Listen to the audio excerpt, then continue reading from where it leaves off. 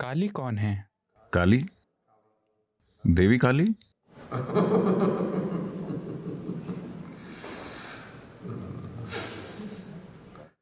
काली मुसीबत है।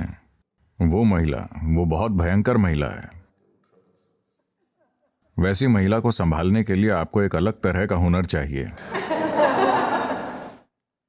क्योंकि भारत में विशेष रूप से विभिन्न देवताओं और देवियों का सृजन किया गया है।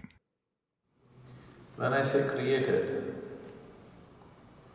वैसे तो ये असीमित ऊर्जा है, पर कुछ ऐसे प्राणी जो बखान करने के बजाय कुछ उद्देश्यों के लिए इसका उपयोग करना चाहते थे, और जब उनमें चेतना की एक खास स्थिति थी, तब उन्होंने कुछ रूपों का सृजन किया, कुछ सुखद, कुछ प्रचंड, कुछ दूसरी तरह के, ताकि उनका उपयोग आपके जीवन के अलग अलग आयामों के लिए किया जा सके। ये ऐसे हैं, शिक्षा ही है, लेकिन अब शिक्षा की कई सारी शाखाएं हैं, है ना, जो अच्छे से स्थापित हैं। वरना एक समय था जब शिक्षा का मतलब था कि सभी हर चीज सीखते थे। अब हर चीज के विशेषज्ञ होते हैं, है ना।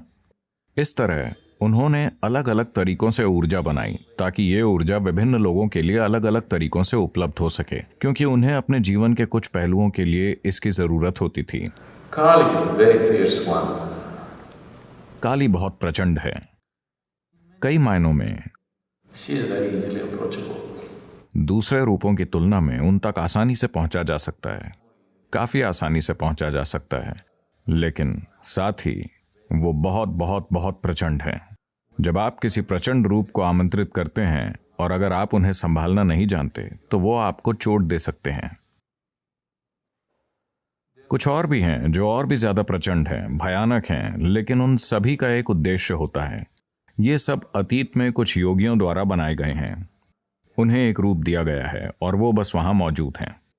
वो आपके लिए एक वास्तविकता बन सकते हैं।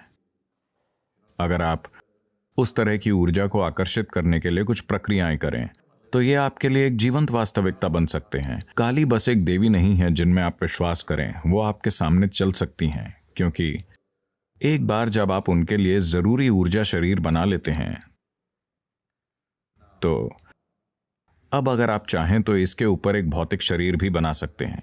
उदाहरण के लिए मैं कह रहा था कि ध्यानलिंग एक सर्वोच्च किस्म के प्राणी का ऊर्जा शरीर है।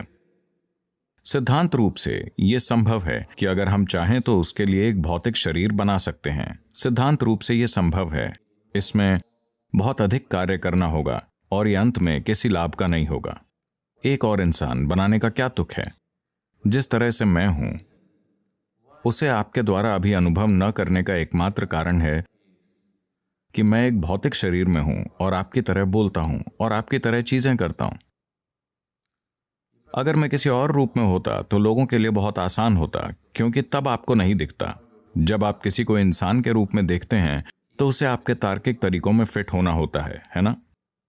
अगर वो आपके तर्क में फिट नहीं होता तो आप उसे आत्मज्ञानी के रूप में नहीं देखेंगे, आप उसे पागल मानेंगे। तो भौतिक शरीर बनाने का कोई फायदा नहीं है। पर काली उस ऊर्जा का एक आयाम है। ध्यानलिंग में सभी आयाम शामिल हैं तो ये एक अलग चीज है, पर काली एक खास आयाम है।